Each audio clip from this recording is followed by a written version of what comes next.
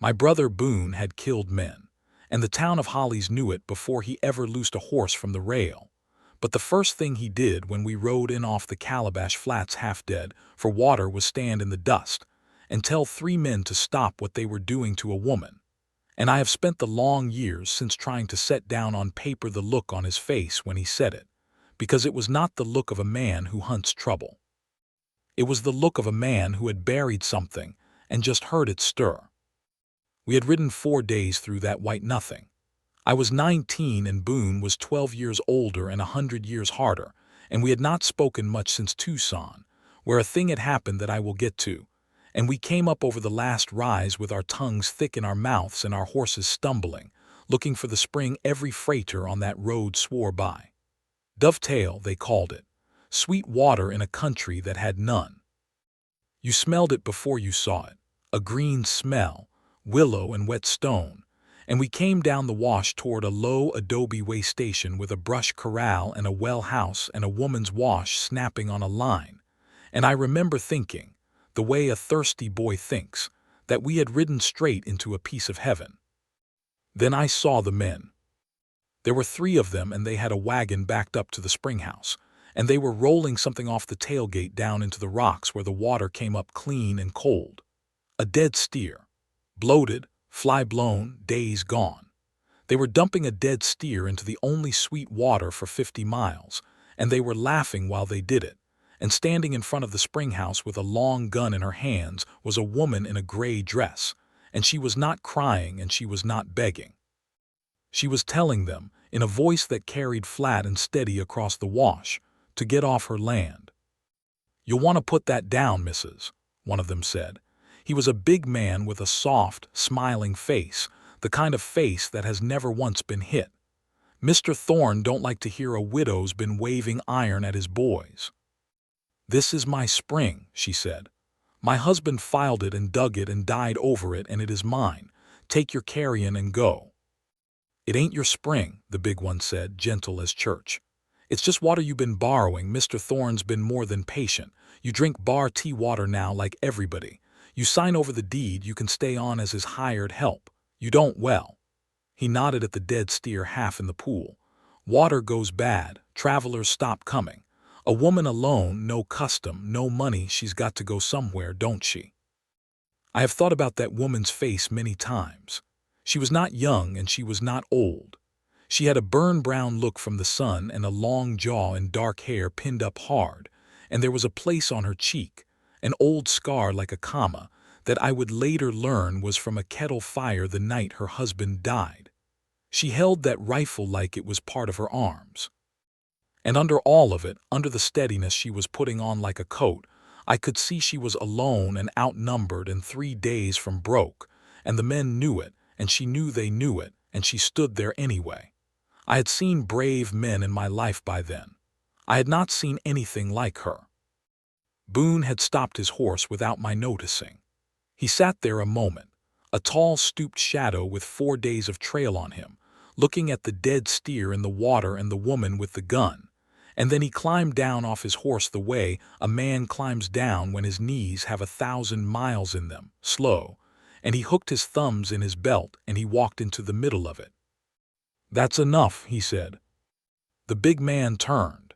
He looked at Boone, at the gray dust on him, the hollow cheeks, the long road in his face, and he did not see anything to be afraid of, which was the first mistake everybody in that country made about my brother.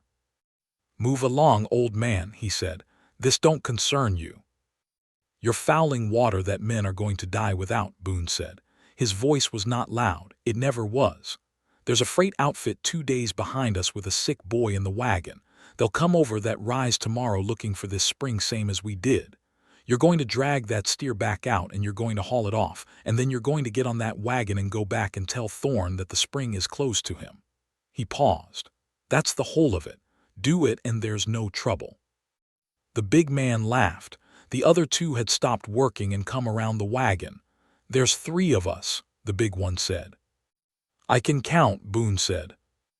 And then there was a stillness in the wash that I have never been able to describe to anybody who wasn't in it.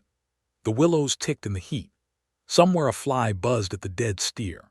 The big man's smile was still on his face, but his eyes had started to work now, going over Boone again, slower this time, taking in the way he stood, the way his hands hung loose and easy, the patient, terrible quiet of him. And I watched the moment the man's belly understood what his head hadn't, and the smile got stuck. "You don't know who you're standing against," he said, but it came out smaller. "No," Boone agreed, "and I don't much care. Drag out the steer." They dragged out the steer. It took all three of them, swearing, slipping in the mud, and the woman kept the rifle up the whole time, and Boone stood with his thumbs in his belt and never touched a gun. And I sat my horse with my heart going like a drum and tried to look like I belonged to all that calm. They loaded the carcass, and the big man climbed up on the wagon seat and looked down at Boone with a hate that had curdled out of his fear. "Mr. Thorne's going to want your name," he said. "Calloway," Boone said. "Boone Calloway, he'll have heard it." I watched the name land. I watched it go into the man like a splinter. He had heard it. They all had. He gathered his reins without another word, and the wagon lurched up the wash and was gone in its own dust. And then it was just the four of us, me, my brother, the woman, and a dead steer stink fatting on the wind. And the woman lowered her rifle at last and looked at Boone with a wariness that had not lessened 1 inch. "I didn't ask for help," she said. "No, ma'am," Boone said. "You were doing fine." "Then why'd you do it?" He looked at the spring, the green smell of it coming up clean again now the carcass was gone, and something moved across his face and was put away. "Because I was thirsty," he said, "and a man ought not to foul good water." And he touched his hat and turned to see to the horses, and that was the first I knew that my brother, who had not wanted anything in 3 years, had just decided he wanted to stay. Her name was Della Mercer. She had come out to the Calabash with a husband named Tom 11 years back, and they had found the spring nobody else had bothered to find, because it lay down in a wash off the freight road where you'd never look. And they had dug it out and stoned it up and built the way station off the water. And for 9 good years, Dovetail had been the best stop between the river and the mountains. Then a fever came through and took Tom in a week, and the same fall a cattleman named Augustus Thorne had come into the country with 1,000 head and a banker's money, and bought up Holly's lot by lot until he owned the store and the saloon and the freight contract and the sheriff's good opinion. And a man who owns all that comes, sooner or later, to want the one thing he doesn't, and what Thorne didn't own was water. She told us some of this that first night, grudging, over a supper she made for us because we had earned it and because, I think, she had not had anyone to talk to in a long time who wasn't trying to take something. She set out beans and a side of bacon and cornbread, and she watched us eat with her arms folded like she half expected we'd steal the plates, and she told us about Thorne the way you describe whether you couldn't do anything about. He'd offered to buy. She'd said no. He'd offered higher. She'd said no. Then the offers stopped and the trouble started, her custom turning away at the rise because Thorne's men had spread word the water was bad, her credit cut off at the store in Holly's, a fire in her hay one night, the steer in the spring that day. She had $30 and a good rifle and a deed in a tin box, and she was losing. "You ought to sell," Boone said. He said it plain, no cruelty in it. She looked at him a long while. "Would you?" she said. He didn't answer that. "Tom's buried up on the rise," she said, "under the one cottonwood. He dug this water out of dead rock with his hands. I am not going to hand it to the man who's been poisoning it to take it from me." She stood and started clearing plates. "You've had your supper. There's a lenta by the corral you can have for the night. The road's that way in the morning." We did not take the road in the morning. I want to be honest about my brother, because the easy thing, now that he's gone and folks tell stories, is to make him into something he wasn't. Boone Calloway was not a good man the way a preacher means it. He had done hard things, and some of them weighed on him and some, I think, didn't. And that was the part of him that scared people most, not the gun, but the stillness behind it, the sense that here was a man who had already weighed his own soul and made his peace with the heavy side of the scale. After Tucson, he had stopped wanting to be anywhere. We rode because riding was a thing a body could do. I followed because he was all the family I had left, and because somewhere under the cold he was still my brother who had carried me on his shoulders when I was small and taught me to throw a rope, and sat up 3 nights when I had the croup and our mother already in the ground. What I am trying to say is that Boone had not cared about anything for 3 years, and at Dovetail Spring something in him woke up, and I didn't understand it then, and I am not sure I fully understand it now, except that I think a man who has decided his own life doesn't matter is sometimes given back to himself by deciding somebody else's does. In the morning he was up before the woman, and when she came out at first light with her shawl around her she found him down at the spring with his sleeves rolled, dredging the muck and silt the dead steer had left, hauling it out bucket by bucket and packing the rocks back clean.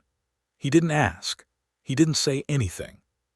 He just did it, the way he dragged the steer back out of the world the day before, and Della Mercer stood on the step and watched him a long minute, and then she went in and brought him coffee, and that was the whole of how it started. No speeches. A man cleaning a spring and a woman bringing him coffee, and neither of them saying the thing that was happening. We told her we'd stay a few days, help set the place right. Boone said the freight outfit with the sick boy would come over the rise and they'd want water clean. And that was true. And they did come. The second afternoon. A worn family on a sagging wagon with a boy of maybe 10 burning up with fever in the back.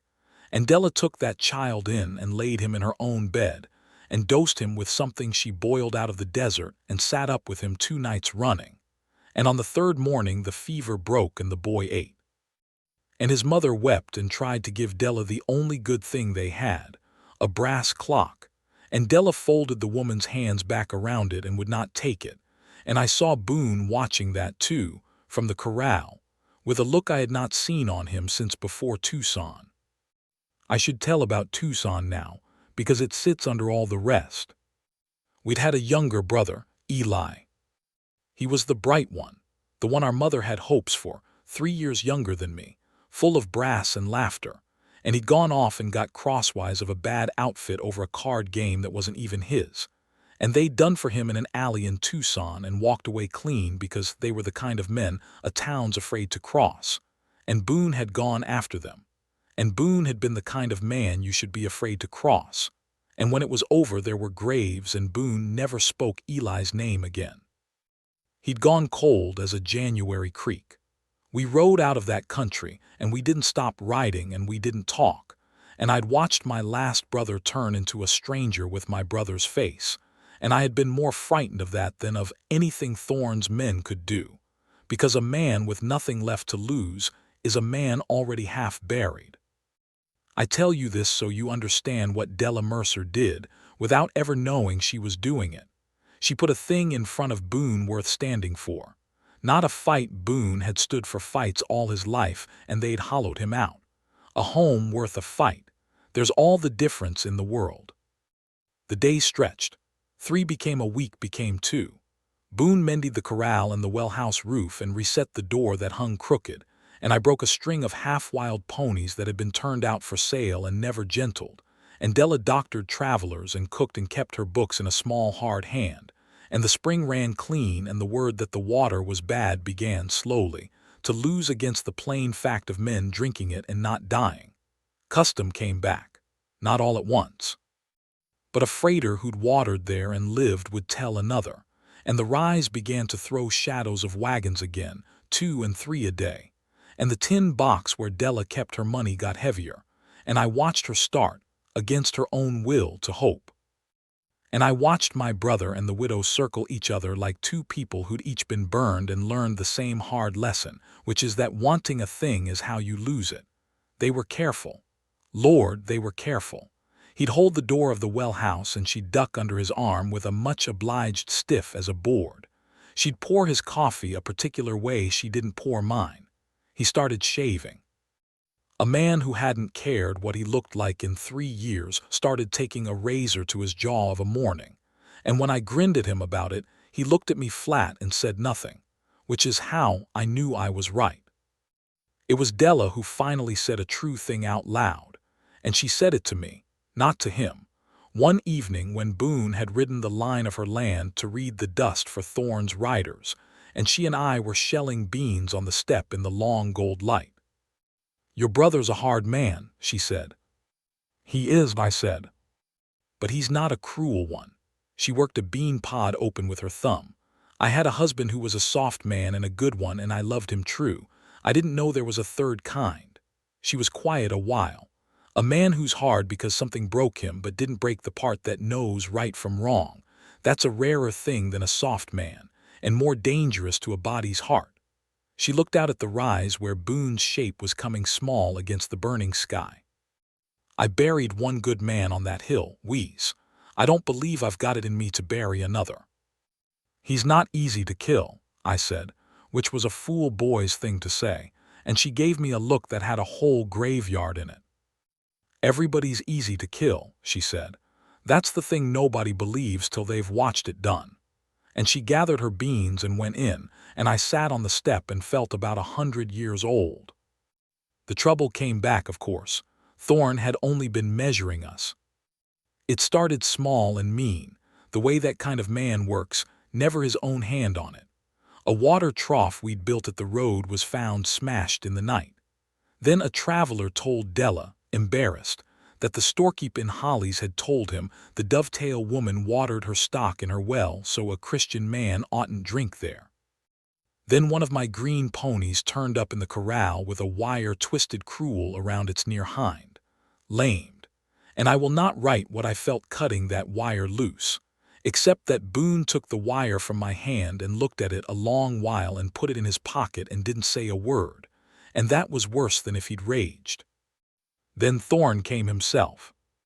He came in a good buggy with a man driving and 4 riders behind, the big soft-faced one I'd seen the first day among them, and he came in the middle of the morning with the sun high so everybody on the road would see. And he was a heavy, handsome man going gray, dressed Eastern, with rings on his fingers and a voice like warm oil. And he climbed down and looked at the way station, and the clean spring, and the corral with my ponies in it. And he looked at it all the way. A man looks at a thing he has already decided is his. "Mrs. Mercer," he said, and took off his hat to her, which was somehow the ugliest thing about him. "I've come to make a generous end to an unfortunate business." Della stood on her step. She did not have the rifle. I think she'd learned that the rifle was for the boys, and that Thorn wanted her to bring it out, wanted her to look wild and dangerous so he could be the reasonable man. She kept her hands folded. "I'll hear it," she said, "and then you'll go." He named a price. It was a good price. It was, I think, more than Dovetail was worth in dollars, and he named it loud so the men on the road would hear how generous he was being to the difficult widow, and then he laid out in that warm voice all the reasons she'd be a fool not to take it. A woman alone, the country hard, her custom unreliable, her credit poor. He said this gently, as though the credit hadn't been poor because he'd made it poor. He'd let her keep her things. He'd pay her passage to wherever her people were. He talked for 2 or 3 minutes and made it sound like mercy, and the whole time his eyes were going past her to the spring, to the green, clean water, the way a starving man looks past your face at your plate. Boone came around the corner of the well house while Thorn talked. He'd been at the corral. He came slow and easy and stood off to the side, not between them, just where Thorn would have to take account of him, and Thorn stopped talking when he saw him. "You'll be the gunman," Thorn said. "I'll be a hand here," Boone said. "A hand," Thorn smiled. "I've heard a different word for you. I make it a point to know about men who come into my country." He looked Boone over and his lip did a small thing. "Boone Calloway, a man with a reputation built on graves. They tell me down in Tucson." "You can stop there," Boone said, and there was nothing loud in it, but the morning got very quiet. "What happened in Tucson is mine. You'll leave it on the ground where you found it." Thorn let the silence sit, satisfied. He'd found a soft place and pressed it and learned it was soft. He turned back to Della. "You see your situation, Mrs. Mercer. You've taken a killer into your employ to keep a spring. That's not a way of life, that's a siege, and sieges end one way." He set a hand on his buggy. "My offer stands until Saturday. Court's in session in Hollies Saturday." I'd hate to have to discuss the matter of your well. There's a sworn complaint, you understand, that your waters made men sick before a judge who's a particular friend of mine. A condemned spring is worth nothing, Mrs. Mercer.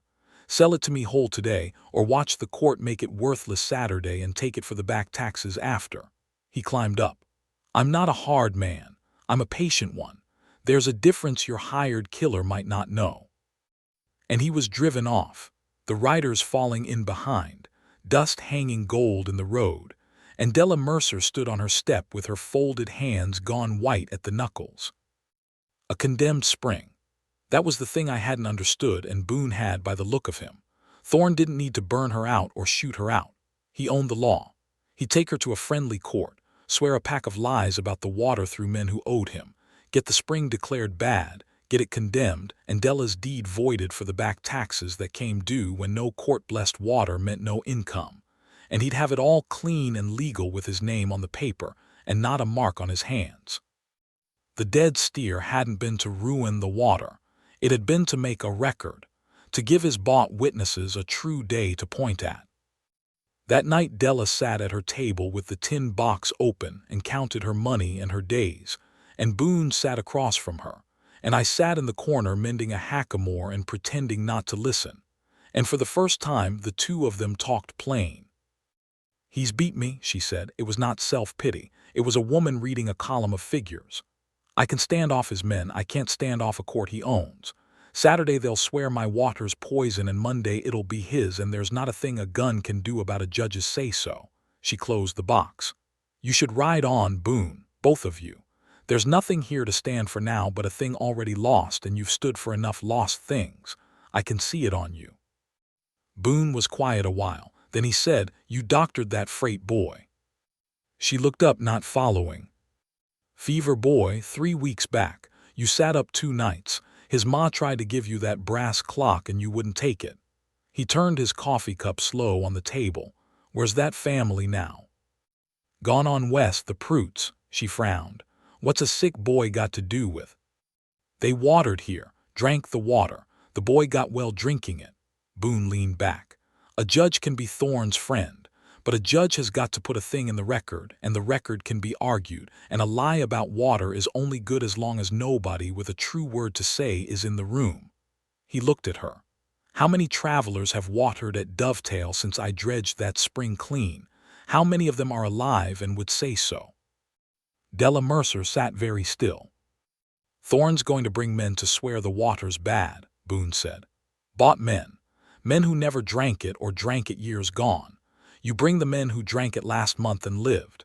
You bring the Prutes if they can be found. You bring every freighter on that road who will put his hand on a book and say Dovetail water never did him a thing but good. You make Thorne's lie stand up in a room full of the truth and see can it keep its feet. He stood, and for the first time since Tucson I saw a thing in my brother's face that I'd thought was dead. It was not the gun. It was a plan. It was a man choosing to fight with something other than the thing that had hollowed him out. You don't beat a man like Thorne with a gun, Della. He's got more guns than you and the law on top of him. You beat him by making the truth too loud to bury. And that, he said, is a thing a whole lot of people can carry that one rifle can't. I have thought since that this was the moment my brother came back from the dead, not when he stood in the wash and said enough. That was the old Boone, the gun, the cold. This was new. This was a man who'd spent 3 years believing the only thing he was good for was the heavy side of the scale, finding out he could put his weight on the other side and tip it. Della looked at him a long moment, and then she did a thing I'll never forget. She laughed. It cracked out of her, surprised, almost angry, the laugh of a person who'd been bracing for the blow and got handed a hand up instead. You want me to go to a Holly's court Thorne owns, she said, and out-talk him. No, Boone said. I want you to out-true him. You've got the truth. He's only got the law. We've got 2 days to get the truth into that room before he can lock the doors. And then there was a great deal to do and very little time, and I will tell it quick, because Boone always said the telling of a plan is the dullest part, and the doing is where the meat is. We rode. Lord, how we rode. Boone took the river road and I took the mountain road, and Della stayed to mind the spring and write it all down fair, the dates and the names of every soul who'd watered at Dovetail and ridden off well, and we went out into that country to find them and bring them in. It was harder than it sounds. Most travelers are gone like smoke. You don't know where they lit. But a freight road is a small world, and the men who run it know each other, and Boone Calloway's name, which had only ever opened doors by frightening, found out it could open them another way. He'd ride into a freight camp and the men would go quiet and reach for their nerve, and then he'd say he wasn't there for any man. He was there for a widow at Dovetail Spring who'd had her water lied about. And did any man here drink at Dovetail in the last month, and live, and have the spine to say so to a judge? And it turned out a good many men did. It turned out the freight men of the Calabash Road were tired of being told what to think by a banker in Hollies. It turned out Della Mercer had watered them and doctored them and never once cheated them, and that a woman's good name, quietly earned over 11 years, is a kind of capital that a rich man's lies have a hard time spending against. I found the Prudes. They'd lit 40 miles west at a played-out mining camp, the man working a claim that would never pay, the boy, the fever boy, brown and well, and chasing a dog around the dooryard. When I told the mother what it was for, that the woman who'd saved her son was about to lose everything to a lie that her son's own getting well could help unmake, she had her bonnet on before I finished, and her husband hitched the wagon, and that family drove 2 days back east to a courthouse to stand up for a stranger because the stranger had stood up for them. And if you want to know why I'm an old man who still believes there's good in people, it's the Prudes driving east in a wagon they could barely keep on the road, and never once asking what was in it for them. By Friday night we had 11 men and a family, camped in the wash below Dovetail, freighters and a teamster and a circuit drummer and the Prudes, every one of them ready to put a hand on a book and say Dovetail water was sweet and clean and never did a soul harm. 11 against however many Thorne could buy. It wasn't a sure thing. Nothing about it was sure. But it was a thing, where 2 days before there'd been nothing, and Della Mercer moved among those campfires in the dark handing out coffee and cornbread with her chin up and her eyes too bright, and I saw my brother stand at the edge of the firelight and watch her, and I saw on his face the plain, terrible, healing thing he'd been keeping down for weeks. And I knew that whatever happened in Hollies on Saturday, my brother loved that woman, and was afraid of it the way a man is afraid of the first warm day after a winter he didn't think he'd live through. Thorne sent a last word that night. The big soft-faced man rode down to the wash alone, bold as you please, and called out for Calloway, and Boone walked out to him in the firelight, and the man stayed on his horse and said his piece. Mr. Thorne had heard about the witnesses. Mr. Thorne wanted Calloway to know that the offer to buy was withdrawn. The spring would be condemned now out of principle, and that a man who'd made as many enemies as Boone Calloway ought to think hard about a country where the sheriff was a personal friend of the man he was crossing. Accidents happened to such men. The road was long and dark. Boone listened to all of it with his thumbs in his belt, and then he said the second thing I will carry to my own grave, because it was the first thing, said different. You tell Thorne, Boone said, that I spent 3 years thinking I didn't have anything left worth a man trying to take from me, and he just spent 2 weeks showing me I was wrong. He looked up at the rider. Tomorrow we do it in the daylight in the court with the truth, and if he wants it in the dark with guns after, he knows where I'll be, but it'll be the daylight first. Now get off this land. The man went. And Della came out of the dark to stand beside Boone, and she didn't touch him, but she stood close, the way you stand by a body when words won't do, and the two of them looked at the fires of all those people who'd come to stand for them, and Boone said, low, not really to her, Tom dug this water out of dead rock. He did, Della said. That's worth more than the water, Boone said, and he turned and walked up to the linta to clean a gun he hoped he wouldn't need, and I do not think any of us slept. The Hollies courthouse was a long adobe room with a tin roof that turned it into an oven by mid-morning, and on Saturday it was packed to the walls, because a thing like this is the best show a dust town gets, and because, I came to understand, half the people of Hollies hated Augustus Thorne in their hearts and had been waiting a long time to see somebody try him, and not knowing they were allowed to hope. The judge was a dry little man named Pelham who owed Thorne his appointment and his good chair, and he banged his gavel and called the matter the condemnation of the Dovetail Spring as a public health hazard, and the related question of the Mercer deed and the back taxes, and Thorne's lawyer, a slick man down from the territorial capital, stood up and laid it all out smooth as ice. He had his witnesses. He had 4 men who swore they'd taken sick at Dovetail. He had a doctor, a real doctor, with a bag and a Latin word for everything, who'd never been within 20 miles of the spring but who testified learnedly that desert seep water of the kind at Dovetail was prone to a poisonous mineral content and ought on principle to be condemned. He had the storekeep, who swore he'd had complaints. It was a good case if you didn't know it was built of paid air, and the judge nodded along and Thorne sat at his table with his rings and his patient smile, and I felt the room start to tip his way, the way a crowd will turn when the powerful man seems sure. And then it was Della's turn, and she had no lawyer, because she couldn't afford one and wouldn't have trusted a Hollies one, and she stood up in her gray dress with the scar on her cheek and her hands not quite steady, and she did the only thing she had. She told the truth, and she called the witnesses to the truth, one after another after another. She called the freighters.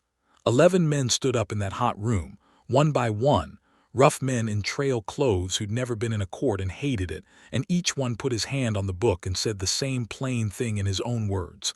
I watered at Dovetail. I drank that water.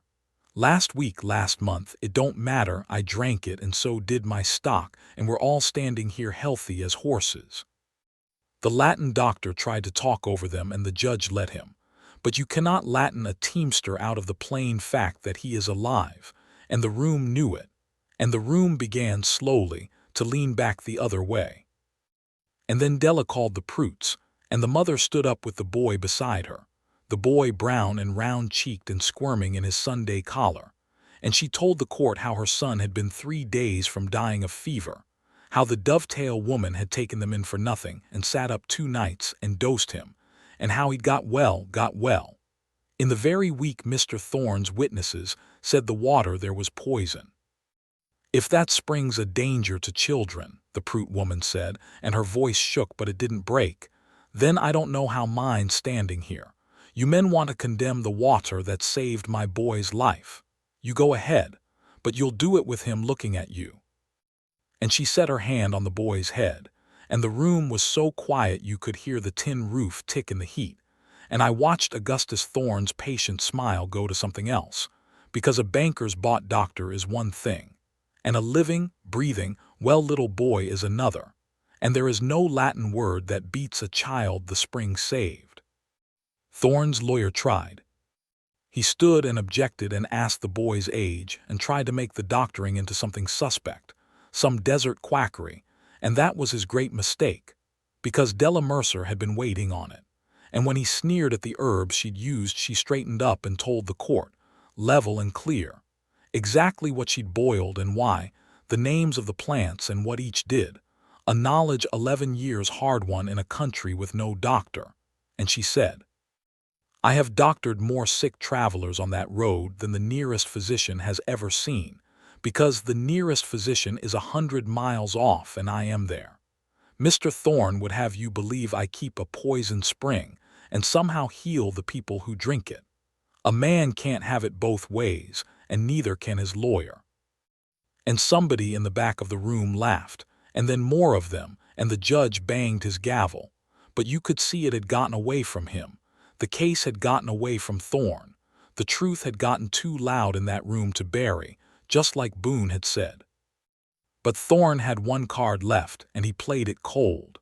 When the water case was clearly slipping, he leaned to his lawyer, and the lawyer rose and changed the subject the way a cornered man changes it. He attacked the woman's witnesses, and chiefly he attacked the man behind them. He pointed at Boone. sitting quiet at the back, and he said it loud for the record, that this whole defense had been organized and intimidated into being by a known killer, a gunman with graves behind him in 3 territories, that these witnesses had likely been frightened into their testimony by the notorious Boone Calloway, and that no honest verdict could rest on testimony a hired gun had herded into the room. He made my brother into the threat. He took the one true thing, that Boone had ridden the country gathering the witnesses, and twisted it into a crime. And I watched the room waver again, because the word killer is a heavy word, and they'd all heard it, and they were afraid of Boone the way that country had always been afraid of Boone, and Thorne sat back, satisfied, ready to win it on fear after losing it on truth. Boone stood up. He did it without being called, and the judge started to bang his gavel, and Boone said, "Let me say my piece and I'll sit down and you can throw me out after." And something in how he said it made the judge set the gavel down. Boone stood there in that hot, crowded room, hat in his hands, and he was not the cold man of the wash now.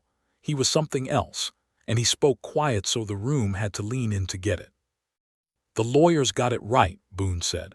"I'm Boone Calloway. I've done the things he says near enough and some he doesn't know, and I won't stand here and tell you I'm a good man, because the men in this room who are afraid of me have got their reasons." He turned the hat in his hands. "I rode this country the last 2 days. I went into freight camps where men reached for their guns when they heard my name, and I told them a widow at Dovetail Spring had had her good water lied about, and I asked, did any man here drink that water and live and have the spine to say so to a judge? I didn't frighten one soul into this room. I'll tell you the truth, most of 'em I had to talk hard to get past their fear of me.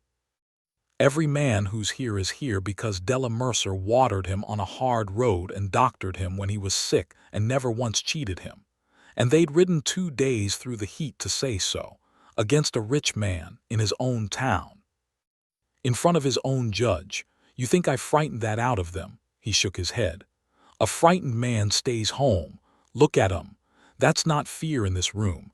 That's 11 men and a family that got tired of a banker telling 'em what was true." Looked at Thorne then. "You call me a man with graves behind him. You're right. And here's the thing I learned this week, Thorne, that I'll give you for free.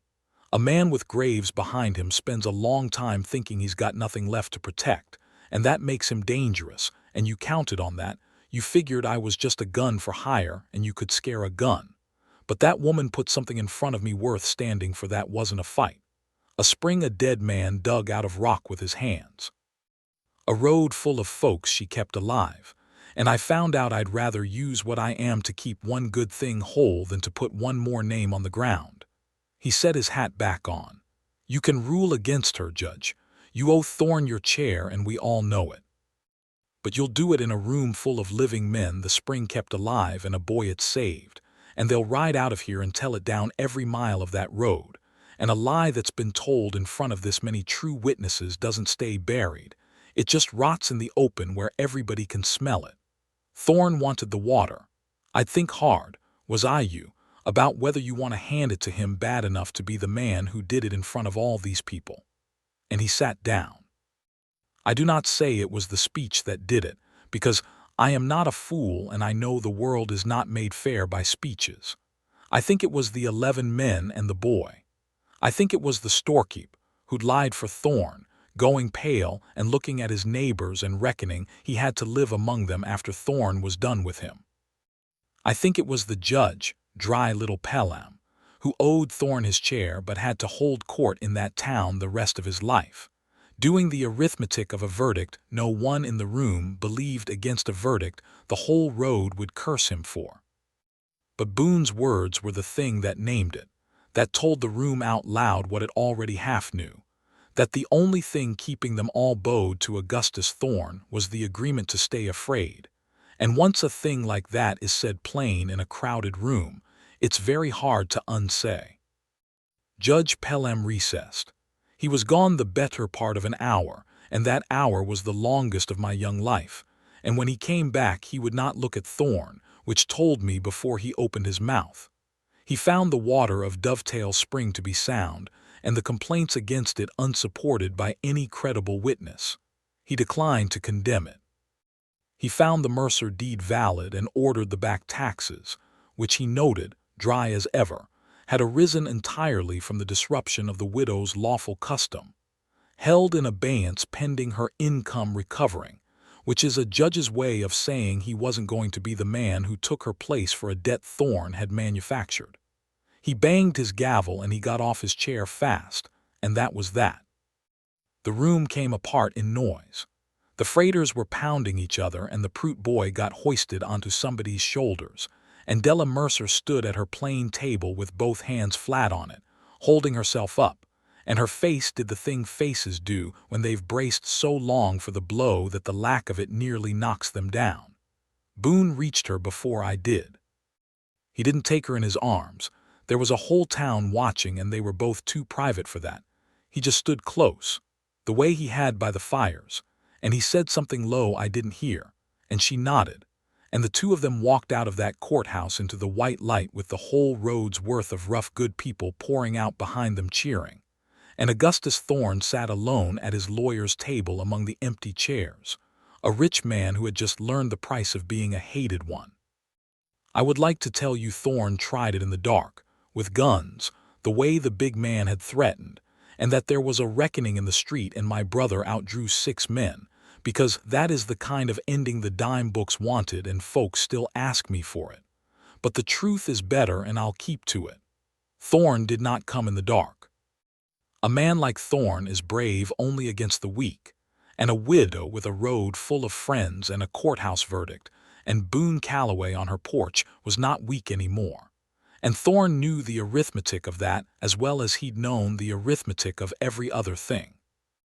He sold off and moved his operation 2 valleys north within the year, where the springs were his and the law was newer, and Holly's was a freer town the day his buggy left it than it had been the day it came, and that, too, was Della's doing, though she'd only ever meant to keep her own water. Boone stayed. I knew he would the morning after the trial, when I came out to find him down at the spring again with his sleeves rolled, not dredging it this time, it was clean, but rebuilding the stone lip of it higher and truer, the way a man works on a thing he means to die owning, and Della stood on the step with 2 cups of coffee and didn't bring him one and set it down to be fetched. She walked it out to him. She walked it out across the wash and handed it to him and stood there in the morning while he drank it, and they didn't say anything, and they didn't need to, and I went and saw to the horses and gave them the wash to themselves. They were married in the fall by a circuit preacher, under the one cottonwood up on the rise where Tom Mercer was buried, and if you think that's a strange place for a wedding, then you didn't know Della, who would not pretend her first good man hadn't been, and would not start her second marriage with a lie of forgetting. Boone stood at that grave with his hat off before the preacher started and said something to it, man to man, that I never asked about and he never told. And then he turned and took Della's hands, and I have been at a great many weddings since and seen a great deal of love, and I have never again seen 2 people stand up and promise it who had each so completely buried the hope of it and dug it back up with their own hands. I stayed on a few years and then the world called me, the way it calls a young man, and I went and did my living elsewhere, and that's another story and a poorer one.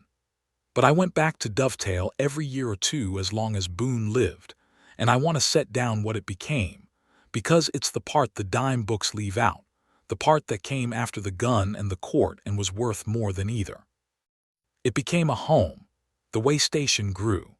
Boone, who had spent his whole life riding away from places, learned to build one, and he was good at it, better than anybody who'd known the gunman would have believed. He had a gift for stone and timber and patient work that I think had been in him all along, waiting under the cold for a reason.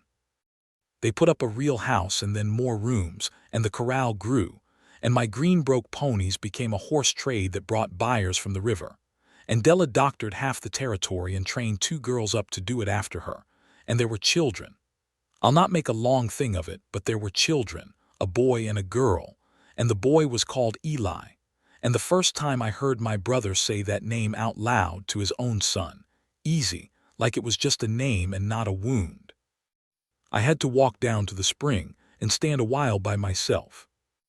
Boone Calloway died old, which nobody who knew him young would have bet a nickel on. He died in the house he'd built in the fall, with Della holding one hand and his grown son the other.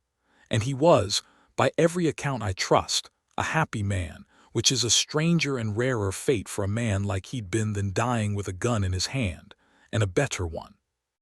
Della went 2 winters after, and they're up on the rise now, the both of them, under the cottonwood, near Tom Mercer, who I think would not have minded, all 3 of them keeping the water in death the way the living among them had kept it in life. I'm an old man now, and the country's changed past knowing, and the freight road's gone to weeds and dovetails, just a green smell in a wash off a forgotten track.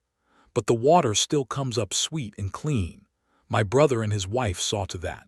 And sometimes I ride out there alone and sit my horse where Boone sat his that first day, and I look down at the spring, and I think about a feared man who decided his life was spent, stepping down off his horse into the middle of other folks' trouble for no better reason than that a man oughtn't foul good water, and finding, in the doing of it, that he had a whole life left after all.